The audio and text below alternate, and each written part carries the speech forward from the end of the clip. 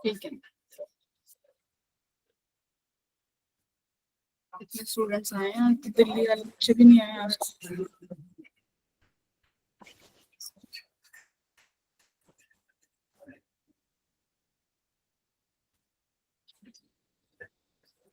Ma'am Delhi वाले को तो ऑफलाइन टेस्ट रख दिया। संडे को है ना वो, तो ऑफलाइन ही होते हैं उनके टेस्ट ज्यादातर।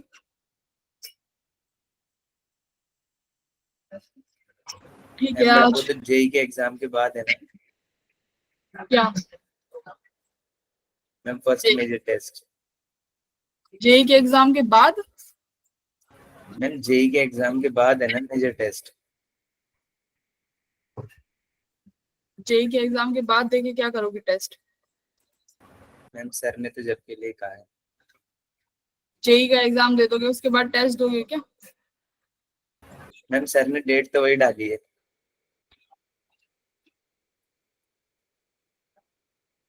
मतलब मैं समझी नहीं, कितने बजे?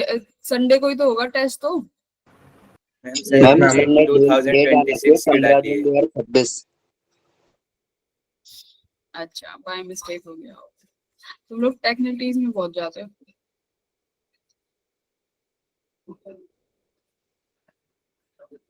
चल, आज फ्रिक्शन स्टार्ट करेंगे, फ्रिक्शन का बेसिक देखेंगे, फिर उसके बाद पीवाईक्यूज देखेंगे कि फ्रिक्शन में किस तरीके के क्वेश्चंस पूछे जा रहे हैं। ठीक है,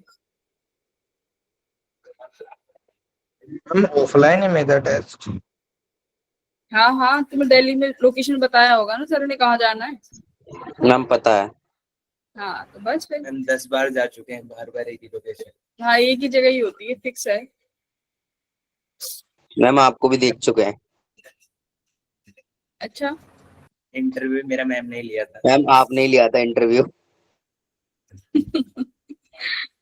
अच्छा, मुझे तो याद नहीं है, बहुत बच्चों का लिया था ना।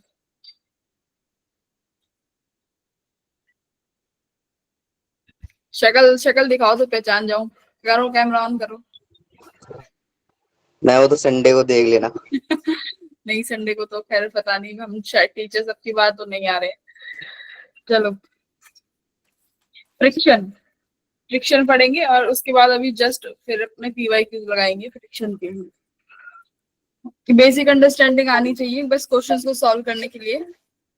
कि जब भी कभी भी किसी बॉडी पर फ्रिक्शन लगता है तो क्या चीज होनी नेसेसरी है, एक कोई भी सरफेस हो उस पर फ्रिक्शन होना चाहिए, मतलब सरफेस कैसा होगा, वो रफ सरफेस होगा, है ना, तभी फ्रिक्शन लगेगी। और फ्रिक्शन एक ऐसी फोर्स है जो अपने आप को क्या कर सकती है, एडजस्ट कर लेती है ना। फ्रिक्शन एडजस्टेबल फोर्स है। अगर मान लो अगर आपने यहाँ पर और हमेशा फ्रिक्शन कैसे लगता है, रिलेटिव मोशन के अपोजिट में, है ना, रिलेटिव मोशन को अपोज करता है, कि जो भी आपका मोशन है उसको अपोज करेगा। अगर ये ब्लॉक आगे मूव मैम स्क्रीन नहीं खुल रही है आपने भी। स्क्रीन नहीं हो रही। शेयर नहीं करें। स्क्रीन शेयर नहीं कर-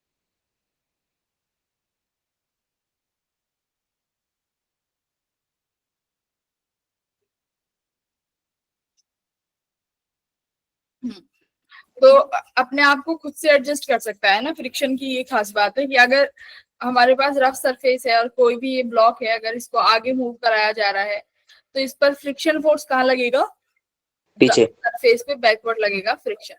फ्रिक्शन की वैल्यू कितनी होती है, देखो सबसे मैक्सिमम वैल्यू फ्रिक्शन को हम जो लिखते हैं वो लिखते हैं म्यू म्यू एन, है ना, या mu limiting friction into N. ये म्यू लिमिटिंग क्या है, ये फ्रिक्शन का ये म्यू एन है, कि मतलब ये तुम्हारी मैक्सिमम वैल्यू हो सकती है तुम्हारे फ्रिक्शन की।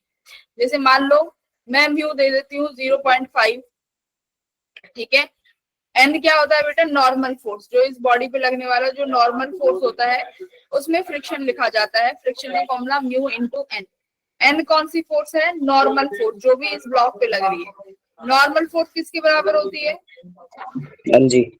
एम जी के बराबर। पे एम लिखोगे इनटू जी लिखोगे, तो जरा देखो फ्रिक्शन की वैल्यू कितनी आई, 0.5 इंटू मास ले लो, मास कितना लोगे, 5 kg ले लो, नहीं 2 kg ले लो। मास बेटा अगर 2 kg ले लिया, 2 मैम 10 मल्टीप्लाई बाय 10, तो तुम्हारा कितना आया, 10 न्यूटन आ गया 10। फ्रिक्शन। तो इसका मतलब फ्रिक्शन लग रहा है 10 न्यूटन। अब मान लो मैं इसी सेम बॉडी में जो अभी जिसपे फ्रिक्शन कैलकुलेट करा है, इसका मास m है, जो भी अभी 2 kg लिया है, इस पर आप आगे फोर्स लगा रहे हो 5 न्यूटन का, तो फ्रिक्शन कितना, फ्रिक्शन कितना फोर्स लगाएगा, तो फ्रिक्शन का मैक्सिमम फोर्स तो 10 न्यूटन है, यस मैम। और आपने 5 न्यूटन का फोर्स लगाया है, तो फ्रिक्शन कितना फोर्स लगाएगा, 5 न्यूटन। मैम 5 न्यूटन लगा है। 5 न्यूटन का, है ना।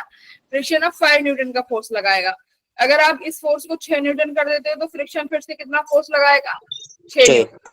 तो ये फ्रिक्शन क्या करता है, अपने आप को चेंज करता है, कि आप जितनी फोर्स लगा रहे हो उतनी लगाएगा, उससे ज्यादा फोर्स नहीं लगाएगा। अब मान लो आपने मैक्सिमम फोर्स लगा दी, अब इसी ब्लॉक पे 2 kg के ब्लॉक पे आपने मैक्सिमम 10 न्यूटन की फोर्स लगा दी, जो कि क्या है, फ्रिक्शन की मैक्सिमम वैल्यू। इसलिए इसको क्या बोलते हैं, मैक्सिमम लिमिटिंग। 10 से ज्यादा करने पर एक्सेलरेट हो जाएगा ना। मान लो अभी आपने 10 न्यूटन फोर्स लगा दी और यहाँ पर फ्रिक्शन भी 10 न्यूटन लगा रहा है, तो अब इस ब्लॉक के पास क्या है, टेंडेंसी आ गई है कि अब ये मूव कर पाए, टेंडेंसी टू मूव। अब मान लो आप जस्ट लिटिल बिट भी 10 से थोड़ा सा फोर्स आगे बढ़ा दोगे तो क्या हो जाएगा, मैम मूव कर जाएगा। ब्लॉक। हाँ, तो ब्लॉक आपका मूव कर जाएगा। और जैसे ही ब्लॉक मूव कर जाएगा, ये जो फ्रिक्शन है, ये फ्रिक्शन किस में बदल जाएगा, काइनेटिक फ्रिक्शन, ठीक है, काइनेटिक फ्रिक्शन में चेंज हो जाएगा। अब देखो काइनेटिक फ्रिक्शन की वैल्यू जो होती है स्टैटिक फ्रिक्शन से क्या होगी, बताओ। ये जैसे म्यू एस एन थी, ये सेल्फ एडजस्टिंग फोर्स है, मैक्सिमम वैल्यू क्या है, म्यू एस एन। अब बाद में तुम्हारा ये काइनेटिक फ्रिक्शन से चेंज हो जाता है। काइनेटिक फ्रिक्शन का कोएफिशिएंट क्या होता है, म्यू के। अब जो म्यू के है वो तुम्हारे म्यू एस से क्या रहेगा, स्मॉल रहेगा, ठीक है, क्योंकि जब एक बार बॉडी मूव कर जाती है तो वो कहते हैं ना कि उसको रोक, फिर उसको चलाना इजी हो जाता है। एक मूविंग बॉडी को चलाना इज इजी, क्यों, क्योंकि एक उसका जो फोर्स स्टैटिक जो उस पर फ्रिक्शन लग रहा है वो लेस लग रहा है as compared to the rest वाली बॉडी। जो रेस्ट पे बॉडी है उस पर फ्रिक्शन ज्यादा है, इसलिए जो बॉडी रेस्ट पर है उसे मूव कराना डिफिकल्ट है, ठीक है। तो यहाँ से तुम्हारा ये आ गया, मैक्सिमम वैल्यू निकाल लोगे इसकी भी, फ्रिक्शन काइनेटिक की म्यू के एन, एन यहाँ पर फिर से अपना नॉर्मल फोर्स है, किसी भी केस में कुछ भी हो सकता है, mg। म्यू कैसी क्वांटिटी है? म्यू का कोई डायमेंशन नहीं है, ठीक है। Mu is a dimensionless constant, mu के पास कोई डायमेंशंस नहीं है। म्यू के जो है लेस देन है म्यू एस से। तो देखो अगर फ्रिक्शन और अप्लाइड फोर्स के बीच में तुम्हें डायग्राम बनाना पड़े तो क्या होगा? म्यू फ्रिक्शन और अप्लाइड फोर्स, देखो आप जितना अप्लाइड फोर्स लगा रहे हो पहले तो उतना फ्रिक्शन आया, जितना अप्लाइड फोर्स लगाया उतना फ्रिक्शन आता आया। ये कब तक रहेगा? जब तक तुम्हारे अप्लाइड फोर्स की वैल्यू किसके बराबर नहीं हो जाती? फ्रिक्शन के। वैसे ही फ्रिक्शन के बराबर हो जाएगी अप्लाइड फोर्स की वैल्यू। तो देखो अप्लाइड फोर्स तो बढ़ता चला जाएगा, बट जैसी बॉडी मूव करनी शुरू हो गई उसके बाद फ्रिक्शन देखो कम हो गया, और फिर वो किसके बराबर हो जाएगा? काइनेटिक फ्रिक्शन के, ठीक है। This is your kinetic friction, जिसकी वैल्यू, और ये जो मैक्सिमम वैल्यू है ये कौन सा होगा? स्टैटिक मैक्सिमम फ्रिक्शन, ठीक है। यहाँ पर आ गया काइनेटिक फ्रिक्शन। तो ये इस तरीके का डायग्राम आता है। कॉजेज ऑफ फ्रिक्शन, फ्रिक्शन के कॉजेज क्या हैं ये पूछ रहे हैं। ये वैसे जस्ट जनरल पूछ लो। क्या बताते हैं कि ये बताते हैं कि ग्राउंड है और जो तुम्हारा ब्लॉक होता है इनमें कुछ ऐसी सरफेसेस होते हैं। ये रफ सरफेस में ही लगता है ना फ्रिक्शन, क्योंकि रफ सरफेसेस में, तो रफ सरफेसेस में बोलते हैं कि कुछ ना कुछ ऐसी सरफेस होती हैं जो ग्राउंड के साथ इंटरलॉक हो जाती है, ठीक है। तो इंटरलॉकिंग की वजह से फ्रिक्शन लगता है। ये तुम्हारे काम का नहीं है, इसको छोड़ो। अच्छा, इस बॉडी में देखो applied the forces increases from 0 to 10 Newton. तो देखो इसका मैक्सिमम वैल्यू बताओ कितना है फ्रिक्शन का?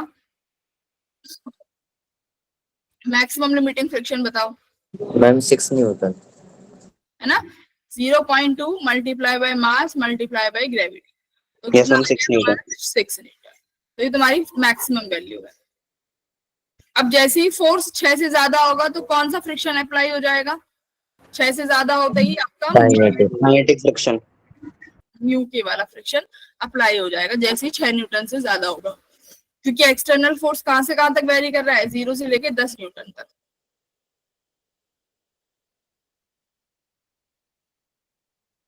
अब देखो ये पूछ रहा है find the acceleration of the block. क्या ब्लॉक के पास एक्सीलरेशन रहेगी अगर उसका म्यू एस 0.2 है? जरा देखो, चेक करो, एफ मैक्स निकालो। 0.2 multiply by 3 multiply by 10 ma'am नहीं रहेगी, आ गया। मैम नहीं रहेगी। हाँ, तो मतलब ब्लॉक अभी भी किस में रहने वाला है? रेस्ट में रहने वाला है, अभी कोई एक्सीलरेशन नहीं आएगी, है ना, रेस्ट में है।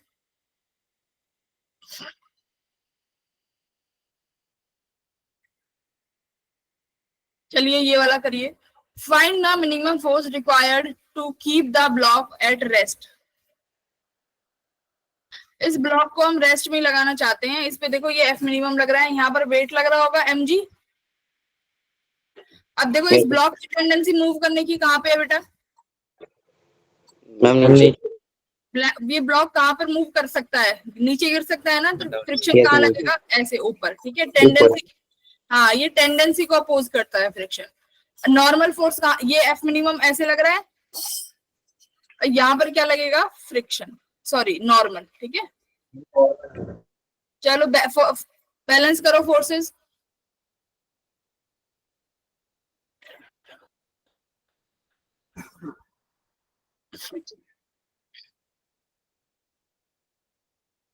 तो तुम्हारा जो mg है वो फ्रिक्शन के बराबर होना चाहिए, तभी रेस्ट पे रह सकता है। Yes ma'am. और फ्रिक्शन किसके बराबर होता है? Mu normal equals to mg। यहाँ नॉर्मल किसके बराबर है? एफ मिनिमम के। एफ मिनिमम के। हाँ, minimum mu F minimum equals to capital mg। तो एफ मिनिमम किसके बराबर आ गया आपका? mg by mu. तो option number A will be correct, ठीक है। तो इस तरीके से हम वर्टिकल वॉल पे भी फोर्सेस को बैलेंस कर सकते हैं। ये क्वेश्चन पीवाईक्यू में सेम उठ के आया था, मतलब 2-3 साल पहले आया था, बट आया है ये इस तरीके का सवाल, ठीक है। mg by mu. चलो ये वाला करो। कार्ट की एक्सीलरेशन क्या रखें कि ब्लॉक फॉल ना हो पाए?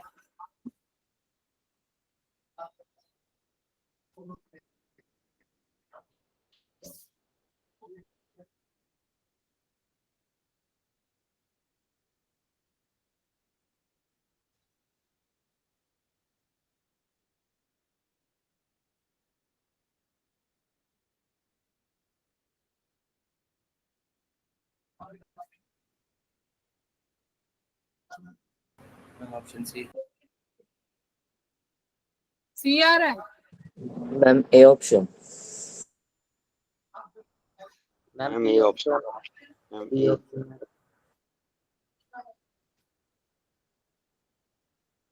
डी भी आ गए, सारे ऑप्शंस आ गए। चलो, mg नीचे लग रहा है, फ्रिक्शन ऊपर की तरफ लग रहा है। अब देखो, एक्सीलरेशन आगे है और इधर की तरफ तुम्हारा नॉर्मल लग रहा है। इस ब्लॉक पर एक्सीलरेशन कहाँ दोगे भाई? घुमा के बैकवर्ड्स में, इस डायरेक्शन में। अब फोर्सेस बैलेंस कर लो, फ्रिक्शन हमारा mg के बराबर होना चाहिए, तभी ये ब्लॉक नहीं गिरेगा। Yes ma'am. नॉर्मल फोर्स किसके बराबर है यहाँ पे? इसका, एक्सीलरेशन के, विच इज ma, राइट? भाई नॉर्मल फोर्स ये लगा हुआ है ना तुम्हारा, और बैकवर्ड में एक इसको रेस्ट में करने के लिए पीछे की तरफ एक्सीलरेशन दूंगी, सूडो फोर्स, क्योंकि एक्सीलरेटेड फ्रेम है। तो क्या आया? ma equals to mg। तो x तो तुम्हारी क्या निकालनी थी हमें? एक्सीलरेशन किसके बराबर आ गई? g bye mu. तो यानी g बाय म्यू तो हमारी एक्सीलरेशन होनी ही चाहिए, है ना? उससे ज्यादा होगी। तो अब बताओ कि g डायरेक्ट बाय पिछले क्वेश्चन से भी तो हो जाते, क्योंकि आप मिनिमम हमें पता है mg बाय u, उसके बाद मास से अपॉन में करके एक्सीलरेशन आ जाती है। नहीं, काइनेटिक फ्रिक्शन में तो तुम्हारा ब्लॉक मूव कर दिया होता ना। काइनेटिक फ्रिक्शन में तो ब्लॉक मूव कर जाता, ब्लॉक मूव नहीं कराना ना। तो मैं मतलब जो लास्ट क्वेश्चन में हमारा फोर्स आया था एफ मिनिमम में, वही फोर्स आना था ना, अपॉन में m आता तो एक्सीलरेशन आ जाता हमारा। मैम m से m कैंसिल होकर g बाय u ही आ रहा है। हाँ, जी बाई यू आएगा। बात ये है कि इस एक्सीलरेशन को ज्यादा करना, देखो समझ में आया क्या किया है मैंने? नॉर्मल फोर्स आगे लग रहा है, ये एक्सीलरेटेड फ्रेम है, तो हमने एक्सीलरेटेड फ्रेम में क्या सीखा है? उसी ब्लॉक पर एक्सीलरेशन पीछे की तरफ दे देते हैं, अपोजिट डायरेक्शन में, तो पीछे दे दी। तो ये एक्सीलरेशन की वजह से इस ब्लॉक पे कितना फोर्स लग रहा होगा? ma। तो नॉर्मल किसके बराबर आ गया? ma के बराबर। अब ये एक्सीलरेशन बताओ, g बाय म्यू से ज्यादा होनी चाहिए कि कम होनी चाहिए? ऑप्शन ये तो है ही नहीं, ये भी नहीं है, बस सी और डी है। अगर देखो नॉर्मल फोर्स मैम ज्यादा होना चाहिए। ये ज्यादा होनी चाहिए। अगर ज्यादा हो जाएगा नॉर्मल फोर्स की, सुनो, अगर नॉर्मल फोर्स की वैल्यू ज्यादा हो गई तो फ्रिक्शन फोर्स ज्यादा रहेगा, है ना? और हमें फ्रिक्शन फोर्स को ज्यादा रखना है, समझ गए? अगर आप नॉर्मल बढ़ाओगे तो नॉर्मल की वजह से एग्जैक्टली किसकी वैल्यू ज्यादा हो रही है? फ्रिक्शन की, और हमें फ्रिक्शन ही ज्यादा रखना है, या तो जी बाय म्यू के बराबर हो या ज्यादा हो, ठीक है?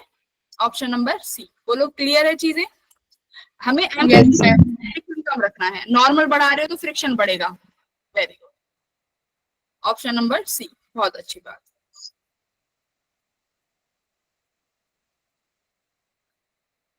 ये वाला करिए, time taken by the block to stop.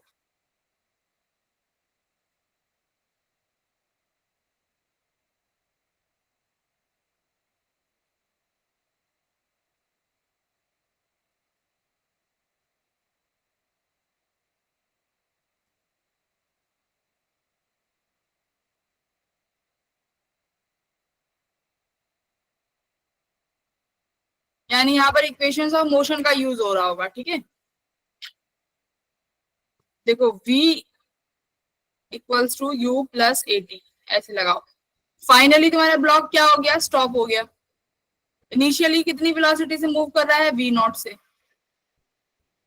Plus यानी आपको एक्सीलरेशन निकालना पूछ रहा है, मैम ए ऑप्शन।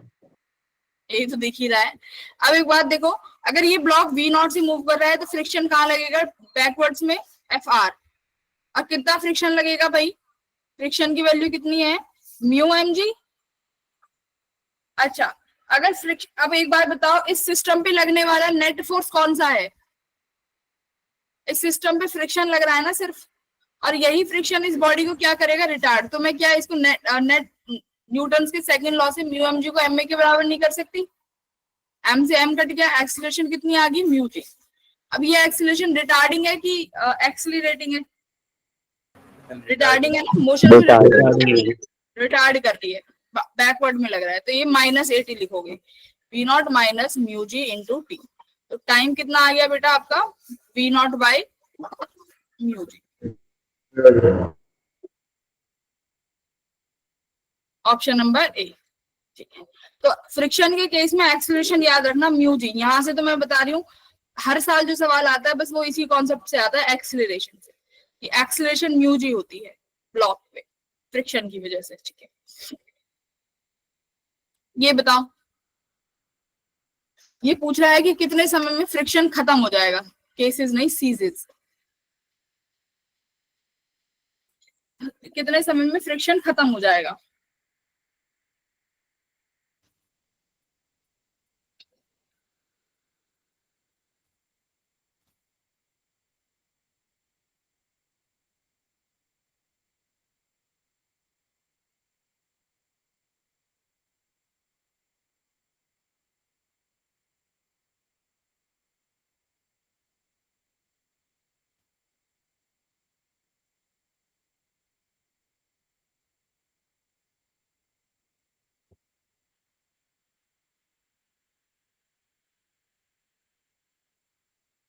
क्या आ रहा है?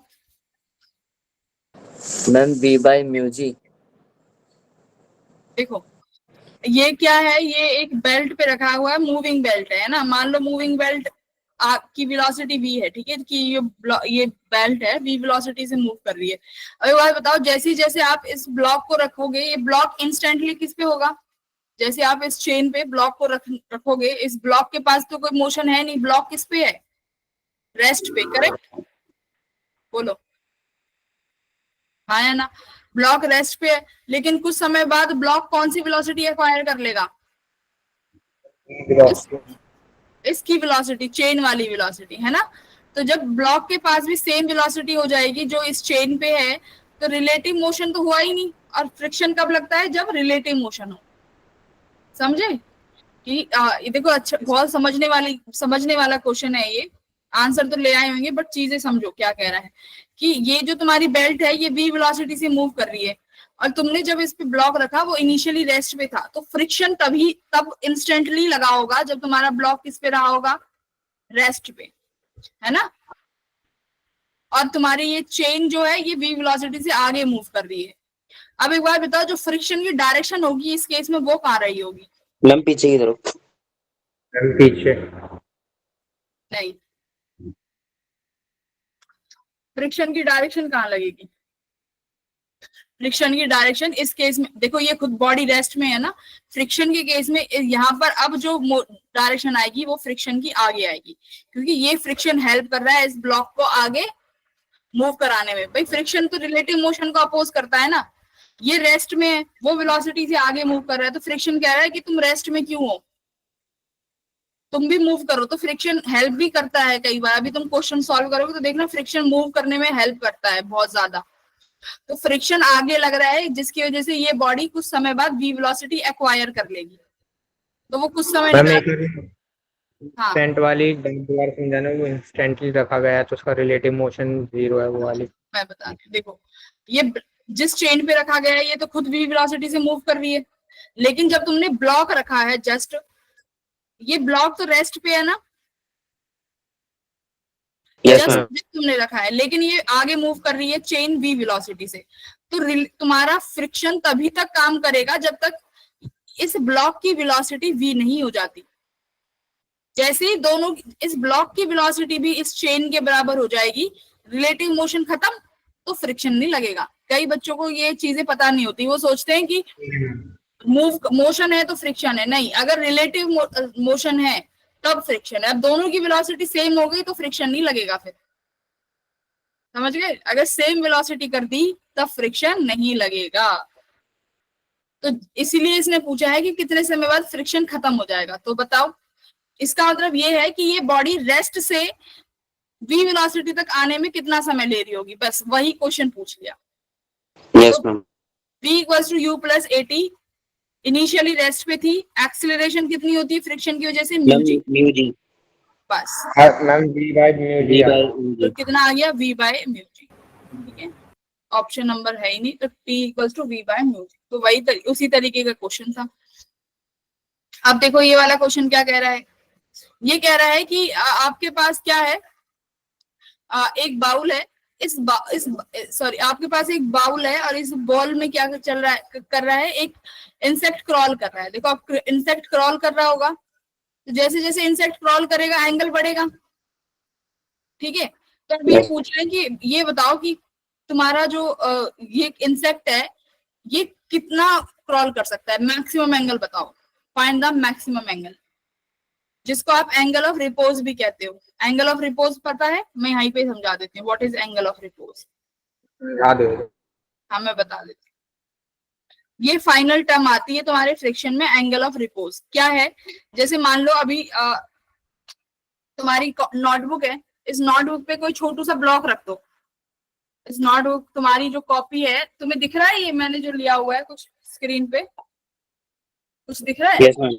हाँ, इस पे तुम कुछ भी एक छोटू सा ब्लॉक रख दो, कोई भी चीज। अब अभी तो ये ब्लॉक किसमें है, रेस्ट में है। अब जरा तुम्हारे इस कॉपी को तुम थोड़ा टिल्ट करते जाओ, टिल्ट करते जाओ, तो अभी तक तो ये ब्लॉक गिरेगा नहीं जो तुमने इसके ऊपर रखा है, नहीं गिरेगा ना। अब मान लो Yes, तुम ma'am. फिर तुम उसे एक एंगल देते जा रहे हो, फिर एक मैक्सिमम एंगल ऐसा होगा ना जिसके बाद वो गिर जाएगी बॉडी, टेंडेंसी आ जाए।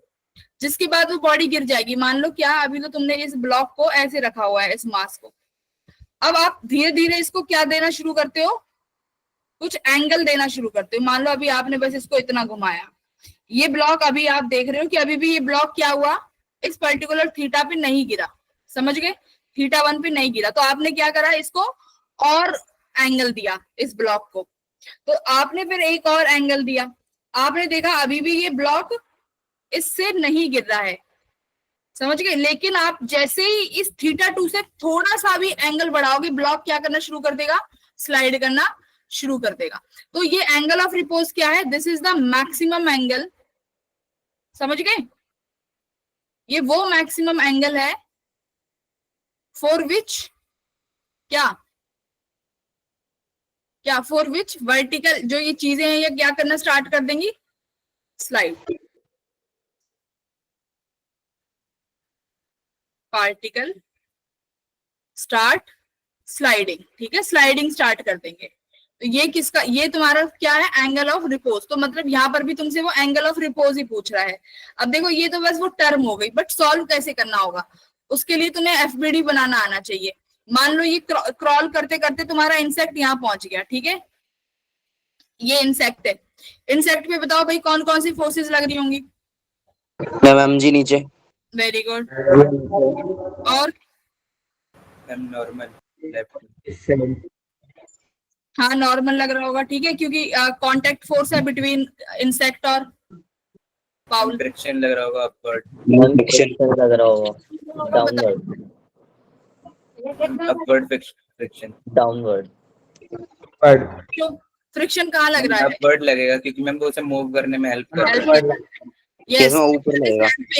अगर देखो मेरी एक बात सुनो, अभी तुम्हें फ्रिक्शन के बारे में कुछ नॉलेज नहीं है, तो अभी जस्ट आप mg का कंपोनेंट बनाओ, ठीक है, जस्ट mg अभी बनाओ। आप mg का यहाँ पर कौन सा कंपोनेंट बनाओगे, mg cos थीटा, ठीक है, नॉर्मल के लिए। अब एक्सीलरेशन कहाँ बनाओगे इसकी, यहाँ पर इस तरीके से, करेक्ट, mg sin थीटा।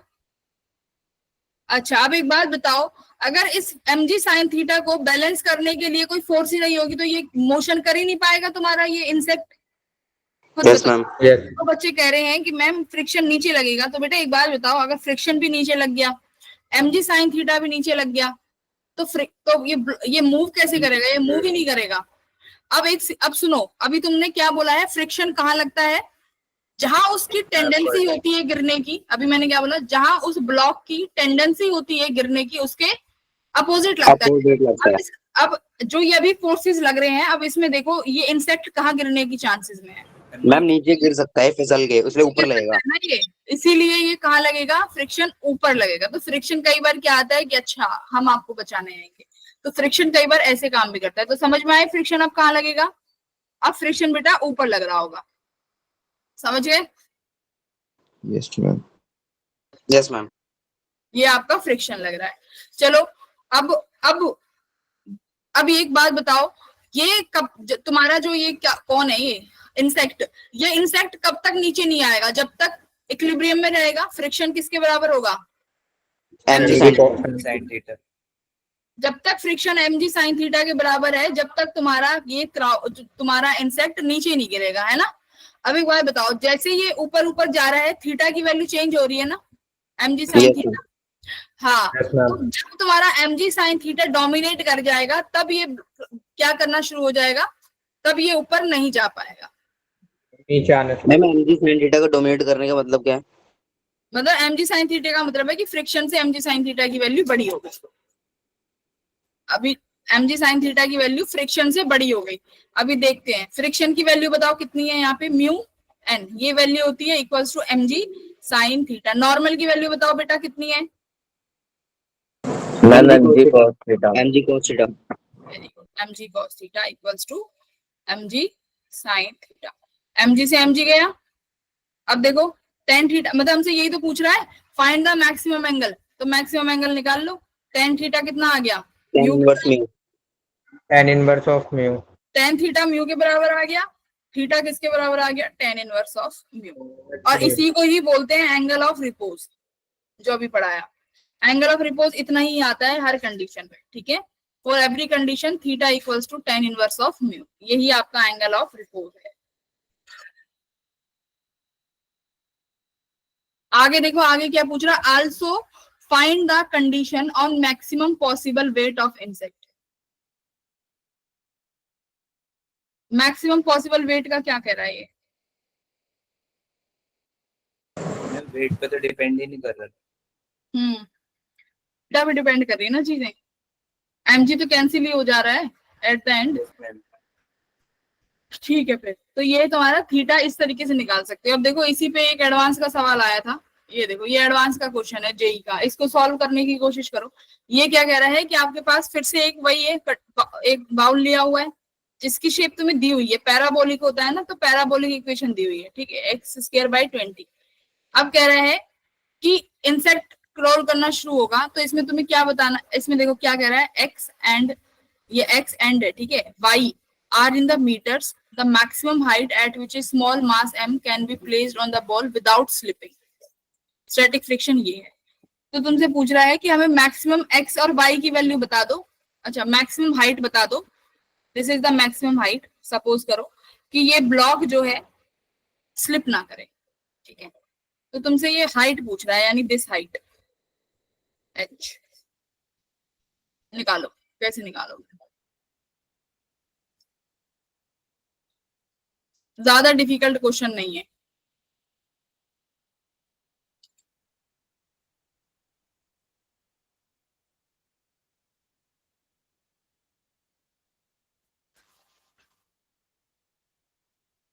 उफ, जल्दी बताओ। मतलब एंगल का काम है कि या नहीं है, ये बताओ। एंगल पे डिपेंड कर रही है चीजें बेटा, एंगल पे तो करेंगी, अभी तो पढ़ के आए हो same example. Yes, ma'am। Angle पे तो करेंगी। तो वो एंगल कितना पढ़ा था अभी आपने, tan inverse of mu. tan अब यहाँ पर देखो ये y से, तो y और x से क्या tan नहीं निकाल सकते,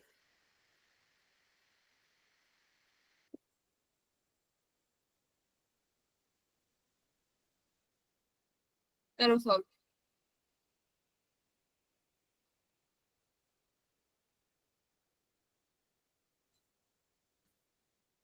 पीवाई क्यूज भी कराऊंगी तुमसे।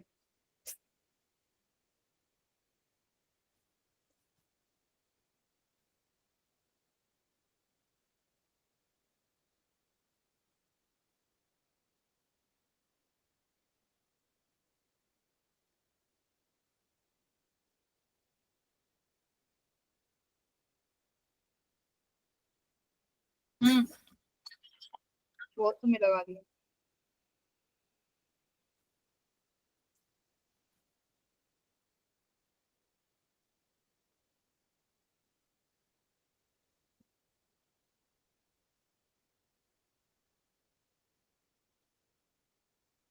देखो तुम्हें पता है थीटा होता है, tan थीटा होता है म्यू के बराबर।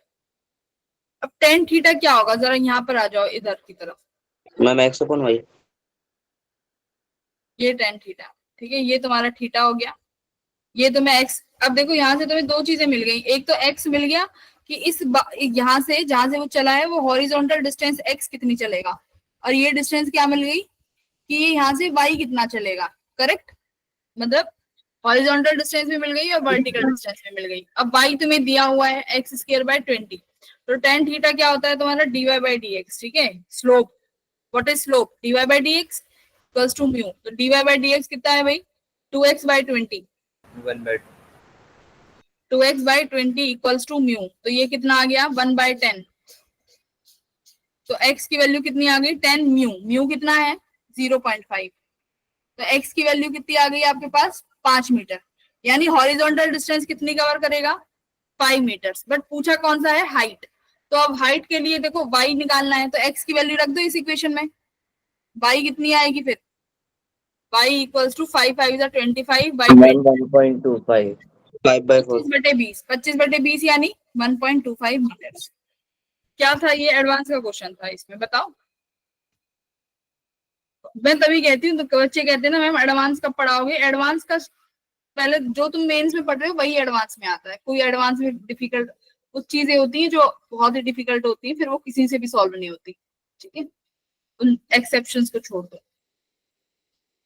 समझ में आई चीजें, कर लोगे ऐसे क्वेश्चन एंगल ऑफ रिपोज के। चलो अब एक बात बताओ, यहाँ पर एक चीज और डिस्कस कर लेते हैं। मान लो मेरा यहाँ पर अब की बार ब्लॉक रखा हुआ है, बेटा अब की बार इस ब्लॉक में यहाँ पर फ्रिक्शन दे देती हूँ तुम्हें 0.5, मुझे एक्सीलरेशन बताओ कितनी होगी इसकी।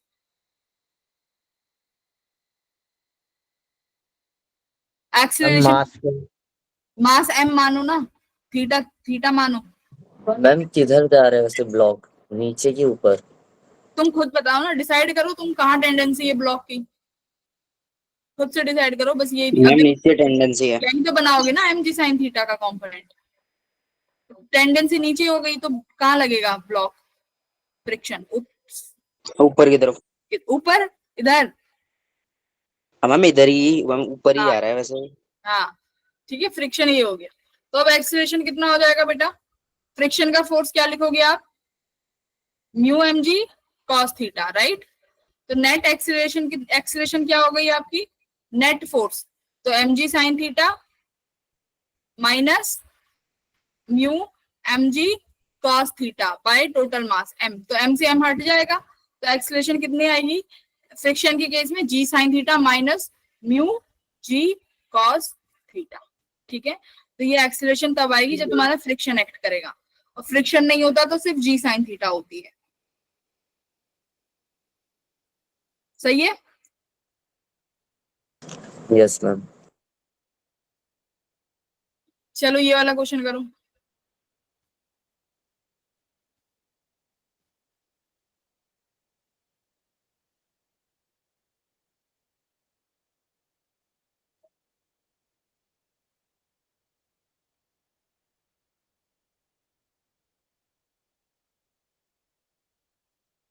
देखो फिजिक्स जो तुम्हारी मैकेनिक्स पार्ट है ना, मैकेनिक्स पार्ट में कोई थ्योरी नहीं है, तुम्हारी 12th में थ्योरी है, 11th में मुझे कहीं से कहीं तक कोई थ्योरी नहीं दिखाई देती, कहीं पे भी कोई थ्योरी नहीं है, ऑसिलेशन वेव में भी कोई थ्योरी नहीं है, सिर्फ क्वेश्चंस, फ्लूइड्स में सिर्फ क्वेश्चंस।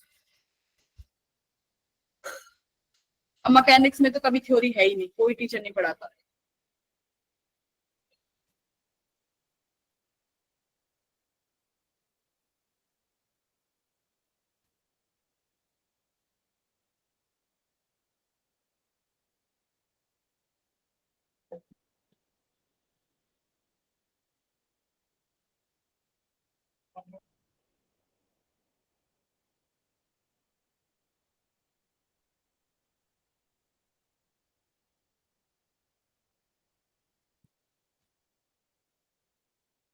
यानी इंक्लाइंड प्लेन है आपकी बात तुम्हारा,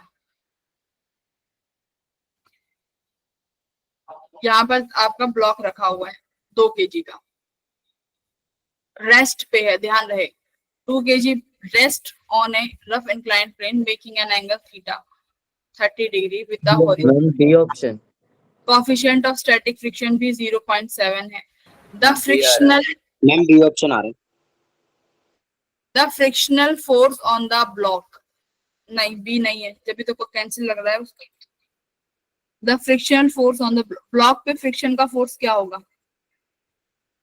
फिर से वही गड़बड़ कर रहे हो तुम, मुझे मैक्सिमम फ्रिक्शन बता रहे हो। चेक करो कि फ्रिक्शन अपोज किस फोर्स को करेगा, या यही तो फंसते हो फिर तुम जेई में भी। स्टार्टिंग में सिखाया गया 6 न्यूटन का फोर्स लगेगा तो फ्रिक्शन 6 ही लगाएगा। ये देखो ना mg sin थीटा कितना दे रहा है, करो mg sin थीटा कितना दे रहा है 2, 10 sin 30 कितना होता है भाई 1/2। 1/2 10 10 अच्छा 10, मतलब अगर ग्रेविटी में 9.8 ले लेती हूँ ना, ग्रेविटी अगर 9.8 ले लेते हैं तो 9.8 न्यूटन। अभी तो तुमने निकाला था वो कितना आ रहा था, बोलो।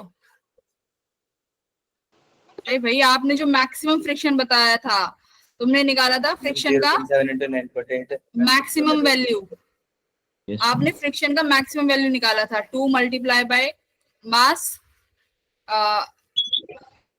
मैम ने cos थीटा वाले से करा। 0.7 म्यू mg cos थीटा ना, that is the maximum value.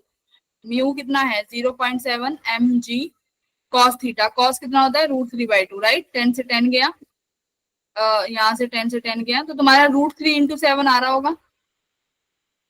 Yes ma'am. Second Yes, option आ रहा था हाँ, ma'am. तुम्हारा सी ऑप्शन बन रहा होगा। नहीं नहीं, कहाँ गया, मैम बी बन रहा है। बी बन रहा होगा ना। तो तुमने कौन सा वैल्यू निकाला है, तुमने निकाला है maximum limiting friction. Got it. इस केस में कौन सा फ्रिक्शन लग रहा है, फ्रिक्शन की टेंडेंसी वही होती है कि जितना फोर्स लगेगा वो उतना ही लगाएगा, वो अपनी तरफ से ज्यादा नहीं लगाएगा। तो ये छोटी छोटी चीजें ही पेपर में याद रखनी है। मैम ये म्यू क्यों दे रखा है, मैं कंफ्यूज करने के लिए। हाँ, वो अगर फ्रिक्शन की बात है तो म्यू तो देगा ही ना। मैम यूज तो कर नहीं रहे हम कुछ उसका। हम नहीं कर रहे, कोई कोई यूज नहीं है उसका, वो इसलिए दिया हुआ है कि तुम पेपर में गलत ऑप्शन लगा के आओ। अब मैं बता रही हूँ इसमें 90% बच्चे बी ऑप्शन करके आते। अब तुम्हें हॉरिजॉन्टल भी समझाया था ना कि बेटा अगर ये 6 न्यूटन लगाएगा, बेशक इस के पास 10 की कैपेसिटी है, वो फिर भी 6 से ही अपोज करेगा। तो ये कॉन्सेप्ट यहाँ क्यों नहीं अप्लाई किया, 5 मिनट में भूल गए, फिर तो 1 साल में तो बिल्कुल भूल जाओगे।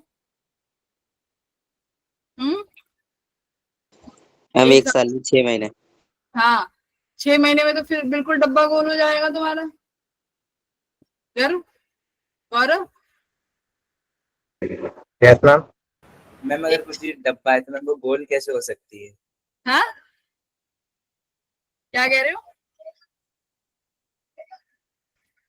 तुम तो भूल जाओगे भाई, फिर रहने दो, तुम्हें पढ़ा के कोई फायदा नहीं है। 2 मिनट बाद सेम चीज भूल गए, गलत आंसर ले आए। और समझ में आया 9.8 ही क्यों आएगा। ये अभी Yes, ma'am. मैंने ये जब तक क्लास में कराया ना, बहुत से बच्चों ने ठीक भी दिया है, समझ लो। हाँ, अब देखो ये वाला क्वेश्चन करो, ठीक है। यहाँ पे आ जाओ। थीटा 45 डिग्री दिया हुआ है, तो तुम्हें ये बताना है कि एक तो वो टाइम, मान लो आपको टाइम में रिलेशन निकालना है कि एक बार तो इस ब्लॉक पे फ्रिक्शन लग रहा है और एक बार फ्रिक्शन नहीं लग रहा, तो ये ब्लॉक कितना समय लेगा।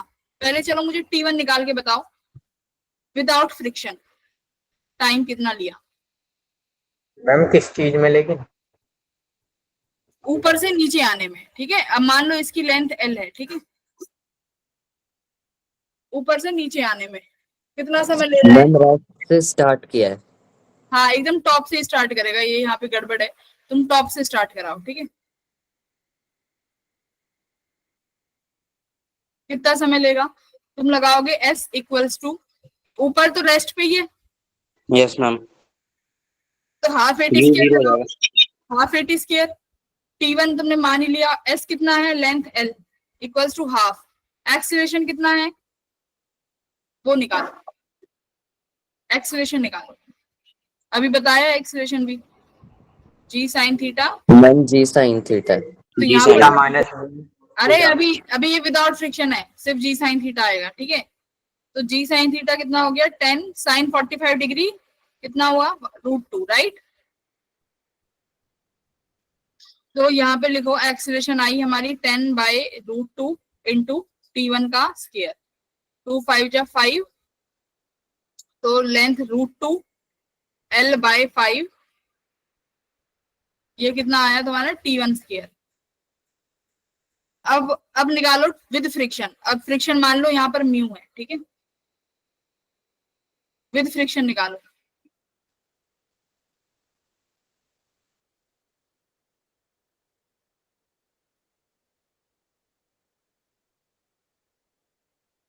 म्यू के टर्म्स में रिलेशन आना चाहिए। T1 और T2 का रिलेशन पूछा है कि T1 और T2 का रिलेशन क्या है।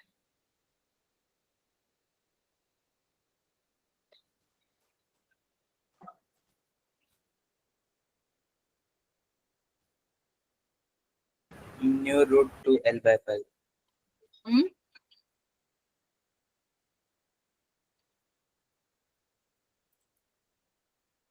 कितना आया T2? Mu root 2 L/5।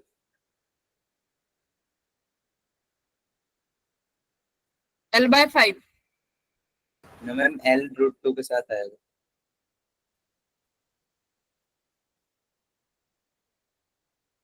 देखो इसको ऐसे भी कर सकते हो, तुम्हें पता है सेम डिस्टेंस चलेंगे दोनों, है ना, ये भी विद फ्रिक्शन हो या विदाउट फ्रिक्शन हो। तो मान लो मेरा जो T2 टाइम है वो विद फ्रिक्शन के साथ है, रिलेशन पूछा है इन्होंने, T1 और T2 में रिलेशन क्या आएगा। ठीक है, ऑप्शंस दे रखे होंगे कुछ कुछ, तो तुम्हारे पास सेम डिस्टेंस कवर करेंगे दोनों, S1 इक्वल्स टू S2 मान लेते हैं, दोनों सेम करेंगे। S1 क्या है, विदाउट फ्रिक्शन वाला, तो इसमें कितना टाइम लगेगा, हाफ A T1 स्क्वायर, मान लो इसकी एक्सप्रेशन भी A1 है।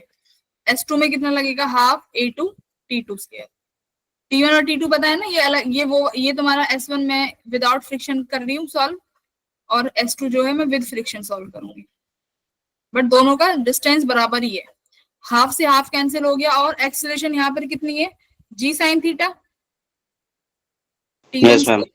और यहाँ पर कितनी है, G sin theta minus mu G mu G cos theta. Mu G cos theta. T2 square.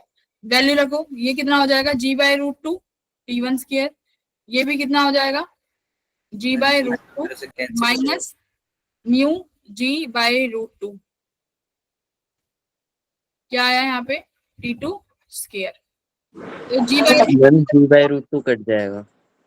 G/√2 cancel हो जाएगा ना, यस मैम, हो जाएगा। क्या बचेगा, T1 square equals to what, 1 minus mu T2 square. Square. ठीक है, तो ये इस तरीके का कुछ रिलेशन आएगा। अब T2 पूछा था कि T2 T1 से कितना कम होगा, तो उसको और कैसे सॉल्व कर सकते हो, यहाँ पर कर लो T1/T2 इसका होल स्क्वायर ले लो, ये कितना हो जाएगा, 1 माइनस म्यू, तो ये यहाँ पर इसका 1/√2 बन जाएगा। ठीक है, तो ये ऐसे आ जाएगा, T1/T2 equals to 1 minus mu का 1/√2। तो this is type of relation, ये रिलेशन मिलेगा हमें, मतलब ये क्वेश्चन करने का तरीका है कि अगर बराबर कर देंगे तो कुछ कुछ चीजें कैंसिल ही हो गई तुम्हारी। अब देखो ये वाला क्वेश्चन, देखो बहुत अच्छा क्वेश्चन है ये, क्या कह रहा है, a block release from rest come to rest at bottom, तुम्हें फ्रिक्शन की वैल्यू निकालनी है। आधा डिस्टेंस तो वो सेम स्मूथली चल रहा है जिस पर कोई फ्रिक्शन नहीं है, आधा डिस्टेंस वो फ्रिक्शन के साथ चलेगा। ठीक है, म्यू निकालो, इक्वेशंस ऑफ मोशन का यूज करो।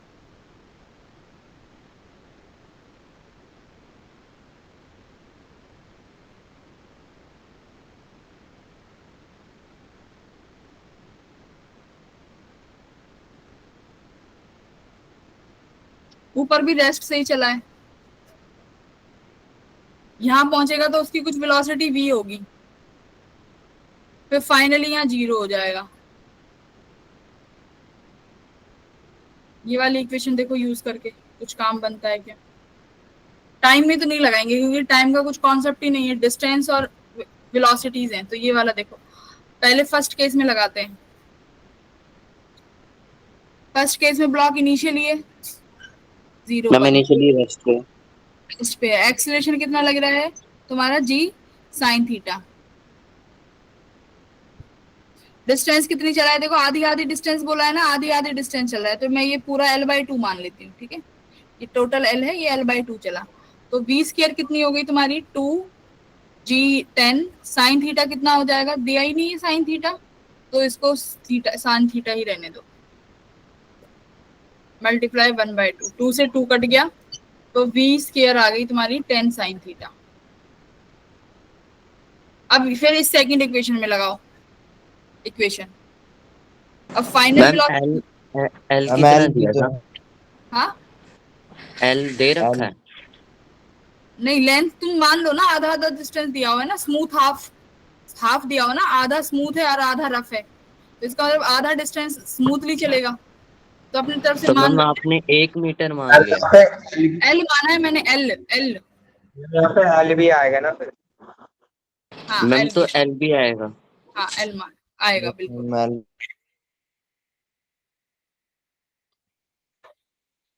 फिर दोबारा ये इक्वेशन लगाओ, v square minus u square equals to 2as।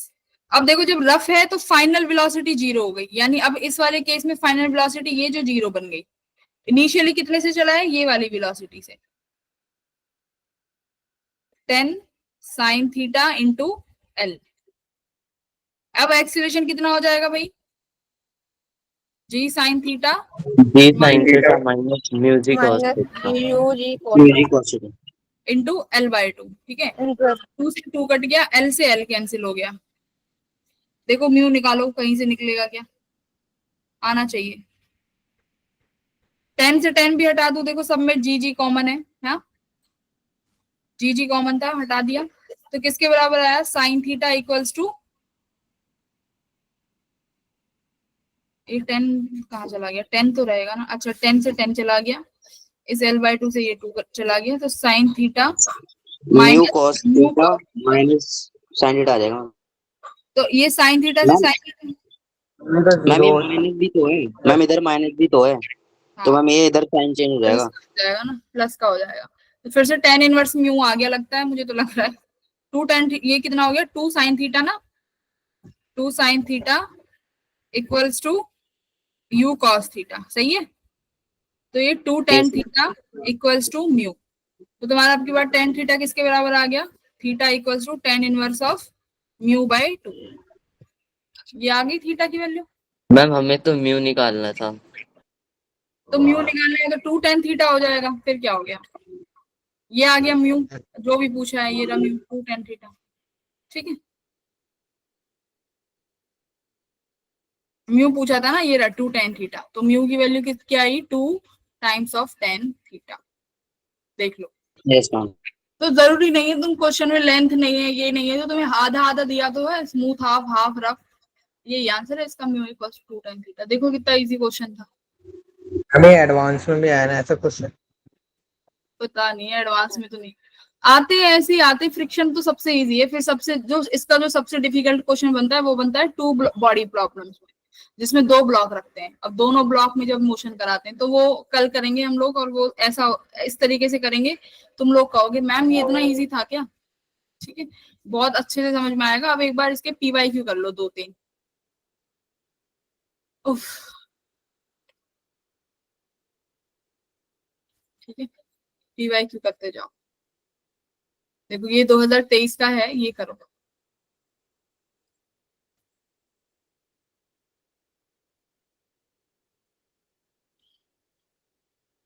बड़ा कर दे।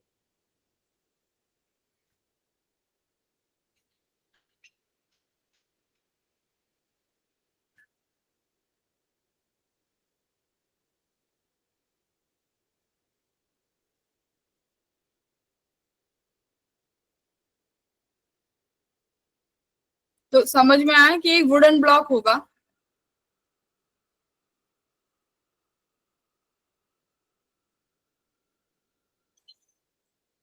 इस तरीके से ब्लॉक पे आगे एक बुलेट लगती है, हिट करती है, ठीक है, मास वगैरह सब दिए हुए हैं। मैम एक ऐसा ही क्वेश्चन एनसीईआरटी में भी है। हाँ, अब वो कह रहा है कि 20 मीटर चलता है और 20 मीटर के बाद ये ब्लॉक किस में आ जाता है, रेस्ट में आ जाता है, ठीक है।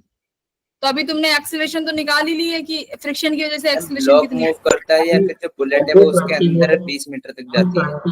नहीं, बुलेट मूव the कर रही है। bullet, अच्छा रुको, the bullet gets embedded into the block and moves 20 meter before coming to rest. The coefficient of friction, bullet अच्छा जाती है। फ्रिक्शन तो ये पूछा है निकालना पड़ेगा कि block। बुलेट ने कितना फोर्स अप्लाई करा है। सुनो मेरी बात, इसमें क्या कह रहा है कि फ्रिक्शन भी तो पूछा है ना कि फ्रिक्शन कितना लग रहा है, और वो भी किस किस के बीच में, ब्लॉक और सरफेस के बीच में। अगर तुम ये पूछता कि ब्लॉक, अगर तुम ये कह रहे हो कि 20 मीटर जो है वो तुम्हारी बुलेट चली है, तो बुलेट 20 मीटर नहीं चलेगी, ये 20 मीटर ये ब्लॉक चला है उस बुलेट के हिट करने से, Yes, ठीक है, ma'am. मोमेंटम से। बुलेट Yes, ने ma'am. फोर्स दिया। हाँ, उस बुलेट के मोमेंटम से ये चला है ब्लॉक। तो अब ऐसे देखो बहुत इजी हो गया ये, पहले रेस्ट में, फाइनली रेस्ट में आना है। 20 के माइनस यूज के इक्वल्स टू 2s, देखते ही पता चल गया। एक्सेलरेशन तुम्हें पता ही है, फ्रिक्शन की वजह से एक्सेलरेशन कितनी आती है, म्यू जी, अभी सीख के आए हो। म्यूजिक बस हो गया क्वेश्चन सॉल्व, करो अब फाइनल आंसर बताओ।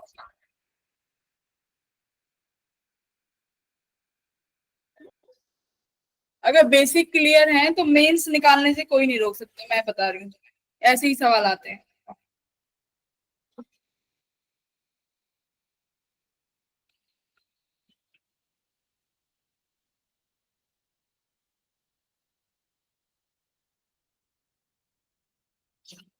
मैम 400 आ रहा फ्रिक्शन 400 हो सकता है क्या? है मैम, एक कोफिशिएंट ऑफ फ्रिक्शन। हाँ, कोएफिशिएंट ऑफ फ्रिक्शन 400 हो सकता है। नहीं मैम। No ma'am. 0.4 बोलते तो समझ में भी आता। क्या कर दिया आप लोगों ने? मैम 4 आ रहा है। तुम्हें क्या करना है, तुम्हें ये इक्वेशन लगानी है, ठीक है। देखो मैम देखते 4 आ रहा है।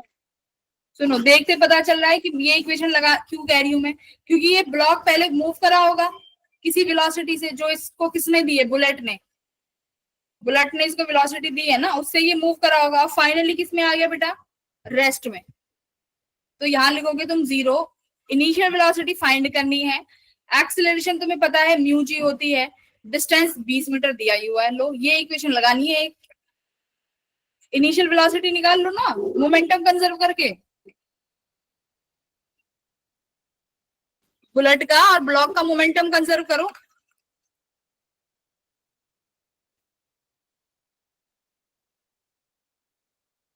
देखो ये तुम्हारी बुलेट है जिसका मास m1 है, ठीक है, इसके पास वेलोसिटी v1 है, ब्लॉक को हिट करती है जिसका मास m2 है, और हमें वही v2 निकालनी है। तो by conserving momentum m1 v1 equals to m2 v2 नहीं कर सकते क्या? यहां से v2 नहीं आ जाएगी जो इस ब्लॉक की वेलोसिटी है इनिशियली, जो मैं यहाँ लेट कर रही हूँ। यस मैम आ जाएगी। ये मोमेंटम का भी क्वेश्चन था यहाँ पे, ये तो देखो बेसिक है ना, ये तो मोमेंटम का क्वेश्चन, मोमेंटम हिट करेगा यहाँ पे, मोमेंटम कंजर्व हो जाएगा। ये तो मानती हूँ कि मोमेंटम कंजर्व रहता है, चाहे इलास्टिक कोलिजन हो या नॉन इलास्टिक, है ना। मोमेंटम दोनों में कंजर्व रहता है, कैसे भी कोलिजन हो। तो कितना आया वेलोसिटी?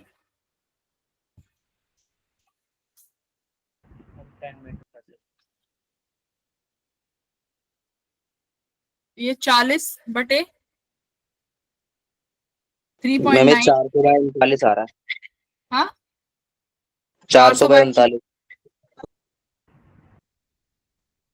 इसका लेके आओ, इसकी कुछ वैल्यू लेके आओ। मैम ये 3.9 नहीं मैम, वहाँ पे 4 ही आएगा ना। मैं शिफ्ट हो जाएगी ना, हाँ वो उसमें ये इनइलास्टिक कॉलिजन है, राइट, ये इनइलास्टिक कॉलिजन है, तो ये 3.9 नहीं होगा, ये दोनों ऐड हो जाएंगे। हाँ इनइलास्टिक है ना, तो वो ब्लॉक के अंदर ही वो हो गई बुलेट, तो दोनों का मास मिला के 4 kg हो जाएगा, 40 हो गया, ठीक है। तो वेलोसिटी कितनी आ गई, 10 आ गई। तो बस अब यहाँ से कर लो सॉल्व, 10 100 आ गया इक्वल्स टू 2 म्यू, ग्रेविटी 10, ये 20, करो सॉल्व, कितना आ गया,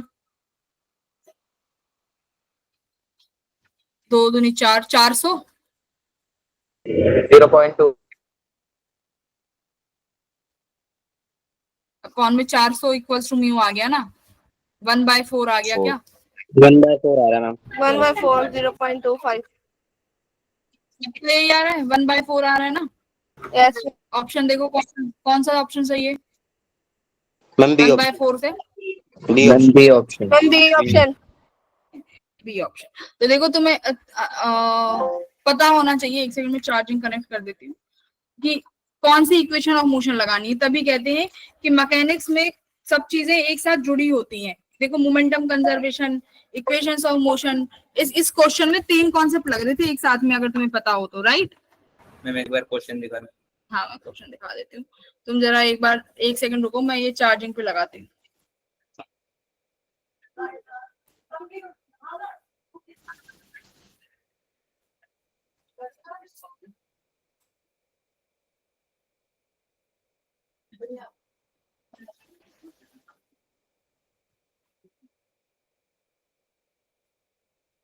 हाँ भाई, हुआ, हो गया समझ में question? Yes ma'am. Very good. तो यस ऐसी मैम।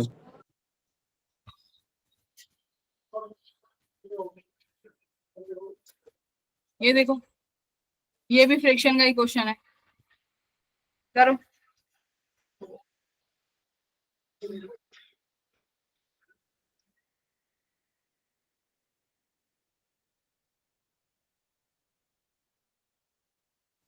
मैम फिगर है इसके, दिखाना।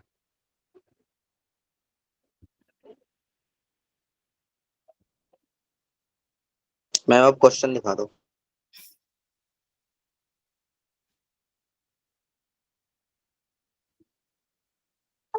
वैसे तुम्हारा इस टेस्ट में एनएलएम आ नहीं रहा है, बट फिर भी कोई बात नहीं, कभी तो आएगा।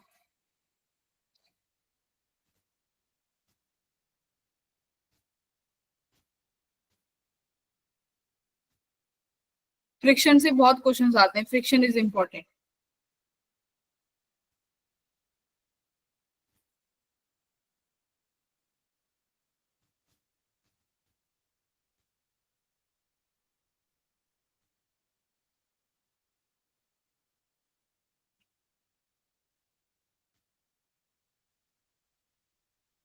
तो क्या कह रहा है, एज शोन, तुम्हें सोचना कैसे ये देखा करो।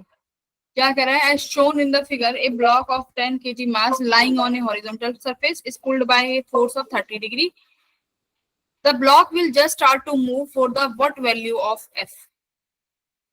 तो बस इतनी सी एक चीज है कि ये ब्लॉक जो रखा हुआ है, इसको ऐसे तुम एफ फोर्स दे रहे हो, कितने डिग्री से, 30 डिग्री से। तो मतलब ये मैम ब्लॉक इधर ऑप्शन है। जो ब्लॉक आगे मूव करेगा वो एफ कॉस 30 से करेगा। Yes ma'am. तो बस अब फ्रिक्शन इतना है, तो बता दो कि किस वैल्यू पे स्टार्ट कर देगा। म्यू एस की वैल्यू निकाल लो कितनी है। मैम एक बार वो दिखाना ऑप्शन।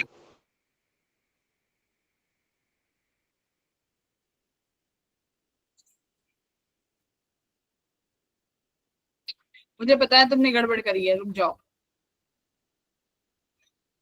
मैं जानती हूँ अपने बच्चों को, तुमने कहाँ गड़बड़ करी है। सब मुझे ये बताओ, तुमने फ्रिक्शन का वैल्यू क्या निकाला है फॉर्मूला में? म्यू एन और म्यू एम जी, ये लिखा है ना सबने? Yes ma'am. हाँ बहुत अच्छे, जरा एक बार यहाँ देखो, मैम ये थोड़ी यहाँ आएगा मैम, पे एक फोर्स का कॉम्पोनेंट, भी तो कंपोनेंट आएगा। हाँ वही कह रही हूँ, यहाँ पे देखो ये फोर्स का एक कॉम्पोनेंट आया ना, एफ साइन 30 डिग्री, और यहीं पे तुम्हारा नॉर्मल लग रहा है, और यहाँ अपॉन एम जी। अब बताओ, अब ये नॉर्मल किसके बराबर, अब नॉर्मल की वैल्यू क्या आएगी, एम जी minus F sine 30 degree. F center. अब यस मैम। नॉर्मल बनेगा एम जी माइनस एफ साइन 30 डिग्री। तो ये तुम्हारी फ्रिक्शन की वैल्यू है जो यहाँ से बनी है, ठीक है। तो ये मैक्सिमम वैल्यू निकाल लो फ्रिक्शन की। फोर्स तो दिया ही नहीं हुआ ना इन्होंने, एफ ही निकालना है मतलब। तो ये मतलब ये फ्रिक्शन हो गया, और ये फ्रिक्शन की वैल्यू किसके बराबर होनी चाहिए, या ये जो तुम्हारा एफ कॉस थीटा है फ्रिक्शन से थोड़ा सा ज्यादा होना चाहिए या ग्रेटर होना चाहिए। क्लियर है, यही कंडीशन बनेगी ना, F cos theta should be greater or equal to mu M G, जो इसको पीछे खींचने वाली फोर्स है friction, mu M G minus F sine 30 degree. Got it? तो करो इसको सॉल्व।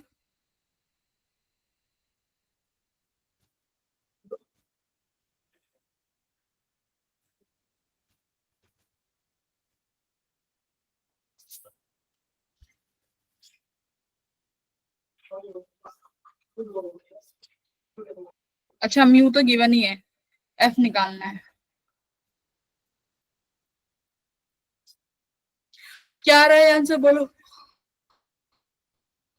एम दिया हुआ है 10 kg। एक और ऑप्शन दिखाना। एफ एफ रख लो ना। एफ कॉस थीटा कितना बनेगा, f cos 30 degree √3/2 equals to mu. Mu भी दिया हुआ है, रखो वैल्यू 0.25। मास की वैल्यू भी दी हुई है 10, ग्रेविटी की वैल्यू भी 10, माइनस एफ एफ की वैल्यू रखो बस। साइन 30 कितना है 1/2, यानी f/2 आ गया। करो सॉल्व इन इक्वेशंस को। f √3/2 0.25 100 minus f/2। Ma'am option में 25 के राउंड आ रहा है कोई आंसर? बस इनको f निकालना है, तुम्हें सारी इक्वेशन तो आ गई। देखती हूँ मैं, एक सेकंड चेक करती हूँ। मैम ए ऑप्शन आ रहा है। ठीक है 25 आ रहा है तुम्हारा। Yes ma'am. बाकी के इस इक्वेशन को सॉल्व करो, देखो क्या बनता है।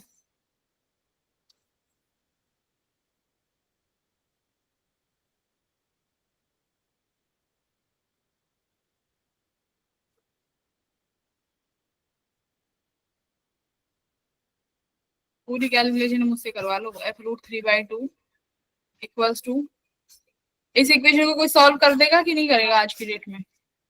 मैम हो गया। कितना आ रहा है?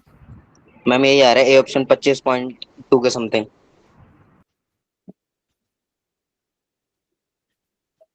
मैम 0.25 को 1/4 करके काट दो। कहाँ से, किसी से भी नहीं घटेगा ये। f √3 1/4 कर देंगे तो यहाँ आ जाएगा, ठीक है। 200 माइनस f, ये तो इस तरीके से आ रहा है वैल्यू। फिर मैम कॉमन लेके, मैम एफ को कॉमन लेके ना अंदर सॉल्व करके डिवाइड करके आ जाएगा। अच्छा ठीक है, एक second. 4 f √3 plus f equals to 200।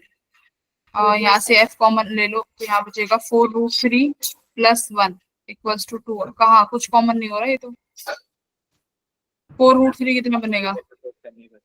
Ma'am 1.7 into 4। इतनी लंबी कैलकुलेशन तो नहीं हो सकती। मैम ऐसे मैम आया। ऐसे ही आ रहा है। कितना आ रहा है? 0 पॉइंट,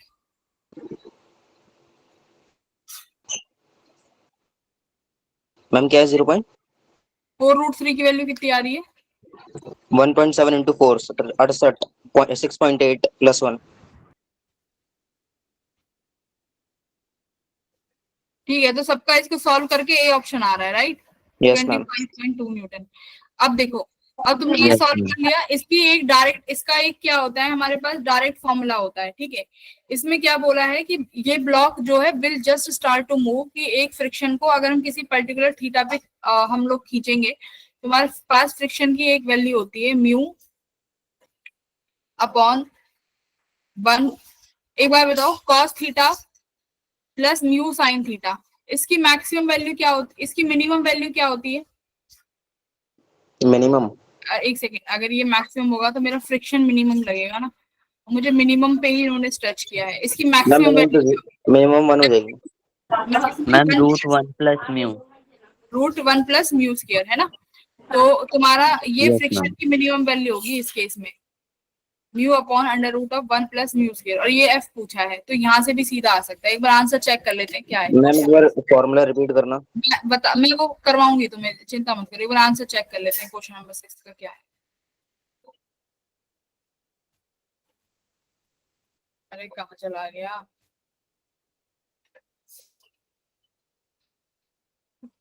ठीक है, क्वेश्चन नंबर 6 का आंसर तो अपना सही आया है ए, बट ये Yes, कैलकुलेशन बहुत बड़ी हो गई। अब इस कैलकुलेशन के लिए एक इजी क्या तरीका है मैं तुम्हें बताती हूँ। एक सेकंड में,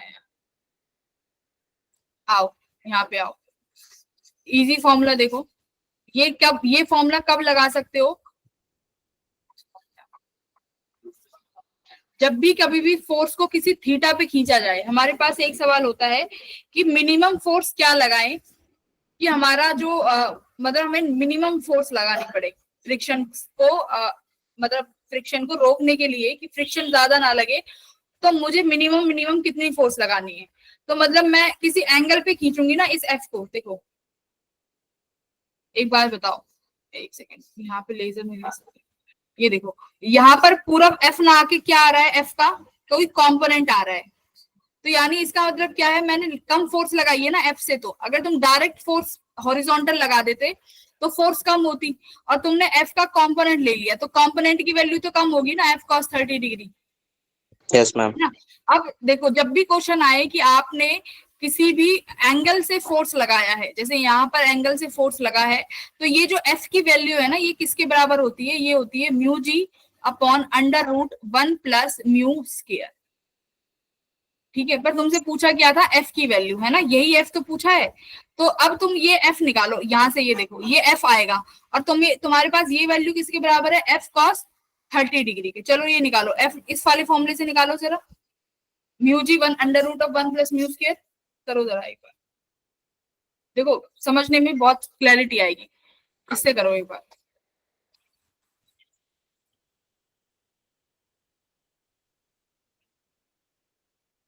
मैम ये 1 प्लस म्यू स्क्वायर है। हाँ 1 प्लस म्यू मैम मुझसे 24.27 आ रहा है। 24.27 इससे। मैम यहाँ पे तो एंगल पे लग रहा है ना, ये जो फोर्स है। ये एफ की वैल्यू 24 पॉइंट समथिंग आ रही है क्या इससे? Yes ma'am. तो ये जो एफ की वैल्यू आई है, ये इस फोर्स की वैल्यू आई जो आपने किसी एंगल पे निकाला है। ठीक है, तो यही तो पूछिए एफ की वैल्यू क्या होगी, तो 24 पॉइंट समथिंग आ गया ना डायरेक्ट, तो अप्रोक्सीमेट 25 न्यूटन ही लगाते। तो तुम्हें ये कैलकुलेशन करने की जरूरत नहीं होती। जब भी कभी फोर्स, सुन लो अभी भी, जब भी कभी फोर्स को किसी एक एंगल पे लगाओगे और तुमसे पूछा जाए कि इस फोर्स की वैल्यू क्या होगी, तो तुम्हें याद रखना है इसका डायरेक्ट फॉर्मूला है, कितना है, mu ji upon under root of 1 plus mu square. ठीक है, तो अब भी अगर तुम म्यू की वैल्यू 0.25 रखोगे ना, तो अप्रोक्सीमेट तुम्हारा ए ऑप्शन ही आएगा। तो तुम्हारी मर्जी है कि तुम्हें पूरा सॉल्व करना भी सिखा दिया कि कैसे सॉल्व करना है, और डायरेक्ट फॉर्मूला ये रहा। तो मैं एक बार under root 1 plus mu square कैसे आता है बताना दोबारा, वो मैक्सिमम करके कुछ करा था आपने। हाँ देखो क्या किया था, अभी तुमने ये फोर्स निकाली है ना यहाँ पे, ये देखो क्या क्या क्या, यहाँ देखो f cos theta, f cos theta किसके बराबर आया, mu M g sine theta, क्या था भाई,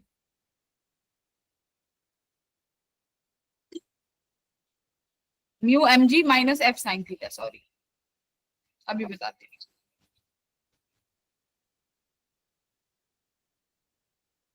mu M G minus F sine theta, ये वैल्यू आई ना तुम्हारी, इसको ओपन करो, f cos theta equals to mu M G minus mu F sine theta. सही है, ये इक्वेशन आई है अभी तक। Yes ma'am. अब आपको क्या निकालना था, एफ निकालना है, तो एफ वाले टर्म्स एक साथ कर लो, F cos theta plus mu F sine theta equals to mu M G. सही है, यस चलो मैम। एफ कॉमन ले लो, क्या आया, cos theta plus mu sine theta equals to mu M g. ठीक है, अब देखो एफ किसके बराबर आएगा, यही एफ ही तो चाहिए आपको, f Yes, equal to mu M g upon cos theta plus mu sine theta. अब एक चीज देखो, ये फोर्स कहाँ लग रहा है, ये फोर्स कहाँ लग रहा है, किसी एंगल पे लग रहा है ना, यस मैम। ये फोर्स किसी एंगल पे लग रहा है, इसका मतलब क्या है, ये मिनिमम फोर्स है तुम्हारी, this is the minimum force. और ये मिनिमम फोर्स कब होगी, जब ये वाली वैल्यू किसके बराबर होगी, मैक्सिमम के बराबर। मैक्सिमम होगी मैम। एफ मिनिमम कब होगा, जब तुम्हारी ये अपॉन वाली वैल्यू मैक्सिमम होगी। और एफ मिनिमम क्यों है, क्योंकि ये किसी पर्टिकुलर एंगल पे लगाया जा रहा है, तो एंगल पे लगी हुई चीज फोर्स मिनिमम हो जाता है। तो कॉस थीटा की बेटा मैक्सिमम वैल्यू कितनी बनेगी, यहाँ से देखो तुमने सॉल्व भी करा दिया, फॉर्मूला कैसे आया, एफ इक्वल्स टू यहाँ पर क्या आया, mu M g cos theta plus mu sine theta की मैक्सिमम वैल्यू क्या है, 1 प्लस म्यू स्क्वायर। कहीं से मास तो मास हटेगा क्या कहीं से, नहीं। ठीक है, तो this is the value of force. अब यहाँ पे वैल्यू रखो, F इक्वल्स टू 0.25, मास तुम्हारा 10 किलो था, ये भी तुम्हारा 10 किलो है, अंडर रूट ऑफ 1 प्लस इसका स्क्वायर कर देना, ये वैल्यू। मास कितना, मास तो 4 किलो था। नहीं 10 किलो है, देख 10 kg।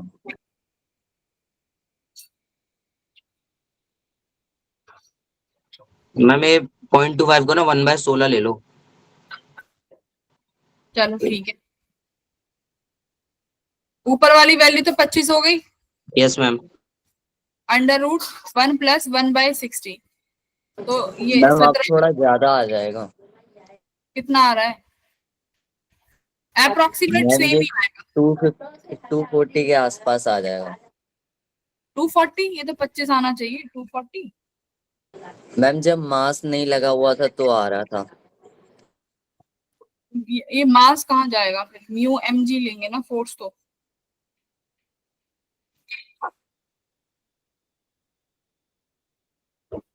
F cos theta + mu F sin theta, यहाँ पर तो म्यू mg आया ना पूरा का पूरा।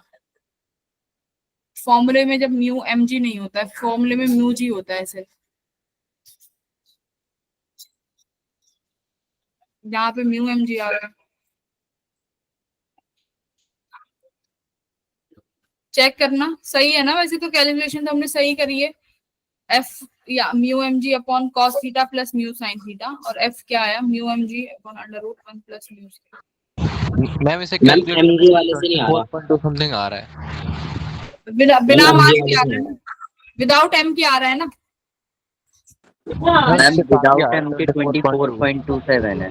हाँ हाँ, तो ठीक है, वो बिना फॉर्मूले में म्यू mg नहीं होता। बाकी तुम ये डायरेक्ट फिर डायरेक्ट रहने दो, तुम डायरेक्ट वैल्यू के साथ ही कर लेना, ठीक है। जो तुम्हें सिखाया है ना बिना डायरेक्ट के, तुम बिना डायरेक्ट ही कर लेना, ये सब के ये सब करके, ठीक है, फॉर्मूला रहने दो, ठीक है। बाकी एक बार मैं कल देखती हूँ कि ये म्यू जी होता है या म्यू mg होता है, मेरे हिसाब से तो म्यू जी होना चाहिए, बट ये फॉर्मूले में m आ रहा है, ये कहाँ जाएगा इसका m? इन्होंने क्या कर रखा है इनका, देखिए इस बार, एक सेकंड।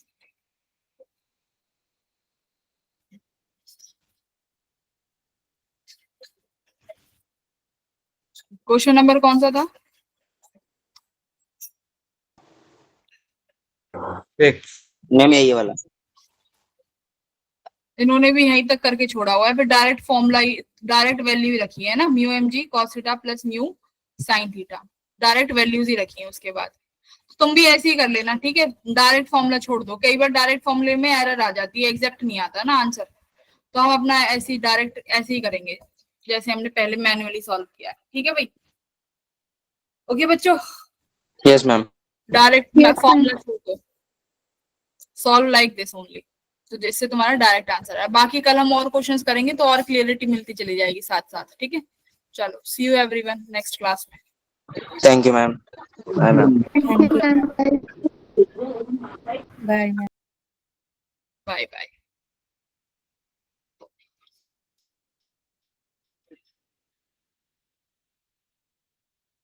हाँ, आंसर तो ऑप्शन ए ही है।